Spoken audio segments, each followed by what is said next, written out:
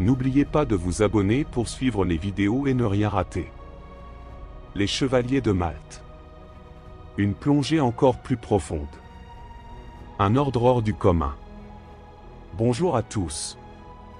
Aujourd'hui, on s'embarque pour une exploration encore plus profonde de l'histoire et des mystères des Chevaliers de Malte. Vous pensez peut-être tout savoir sur eux, mais croyez-moi, leur histoire regorge de détails étonnants et de faits peu connus. Leur influence va bien au-delà des forteresses, des batailles et des soins aux pèlerins. C'est une histoire de stratégie, de foi, de survie et d'adaptation dans un monde en perpétuel changement. Alors, installez-vous, on part à la découverte. L'ascension d'un ordre de fer et de foi. Les Chevaliers de Malte ne sont pas nés puissants. Leur ascension est le résultat d'une stratégie savamment orchestrée. Un rôle clé lors des croisades. Alors que les croisades avaient besoin d'une logistique bien huilée, les hospitaliers ont vu l'opportunité de s'imposer comme un pilier indispensable.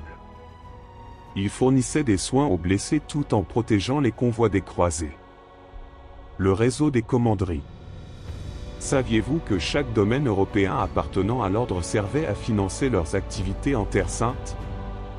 Ces propriétés agricoles, appelées commanderies, étaient d'une efficacité redoutable pour collecter des fonds. En un siècle, ils ont transformé leur rôle de soignants locaux en celui d'un véritable réseau militaire et économique transcontinental. Les maîtres de l'art de la guerre. On parle souvent de leurs exploits militaires à Malte ou à Rhodes, mais plongeons un peu plus loin dans leur tactique. L'ingénierie militaire. Les chevaliers n'étaient pas seulement des guerriers. Ils ont étudié les innovations militaires les plus avancées de leur époque. Par exemple, leur fortification incluait des systèmes de bastions angulaires pour contrer les attaques d'artillerie ennemie. L'usage des galères. Leur marine était équipée de galères extrêmement rapides et maniables.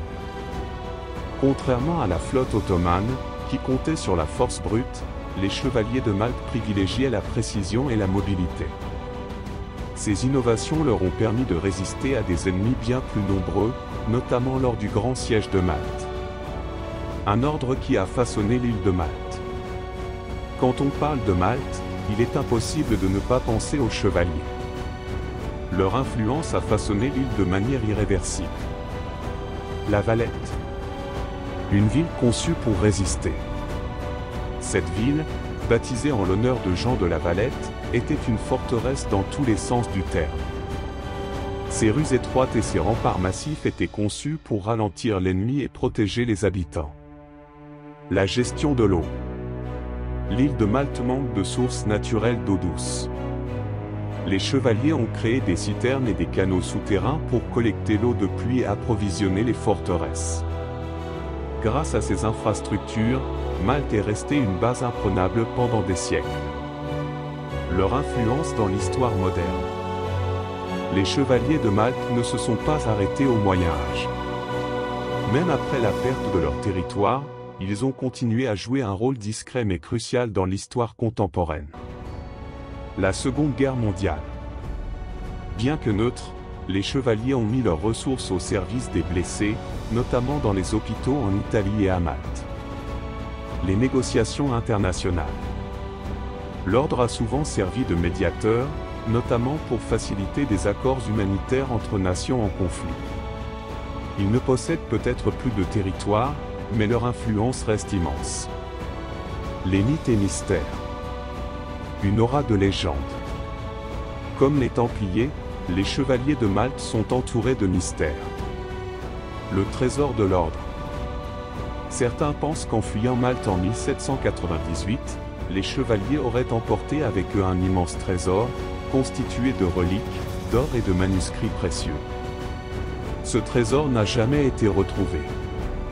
Leur rôle dans les sociétés secrètes. Bien qu'il n'y ait aucune preuve, leur réseau exclusif et leurs cérémonies solennelles ont alimenté des théories liant l'ordre à des organisations comme les francs-maçons.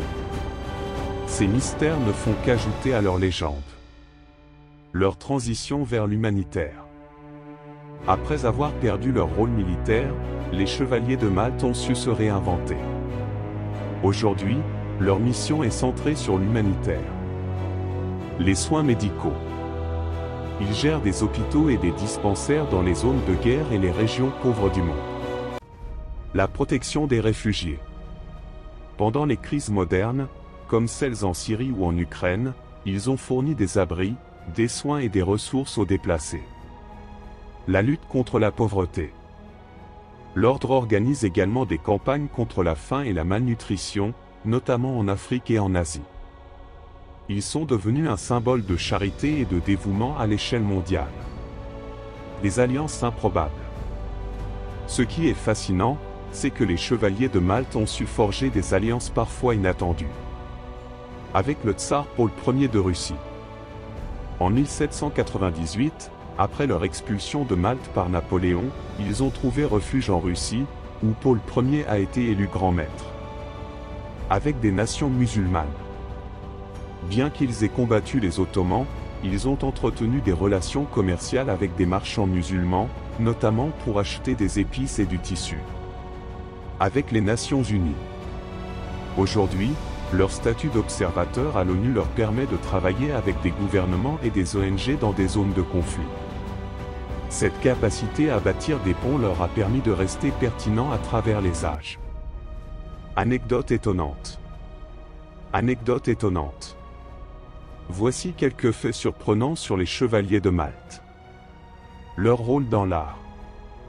Ils ont commandé des œuvres majeures, notamment des peintures de Caravage, qui sont encore visibles à La Valette. Les premiers passeports.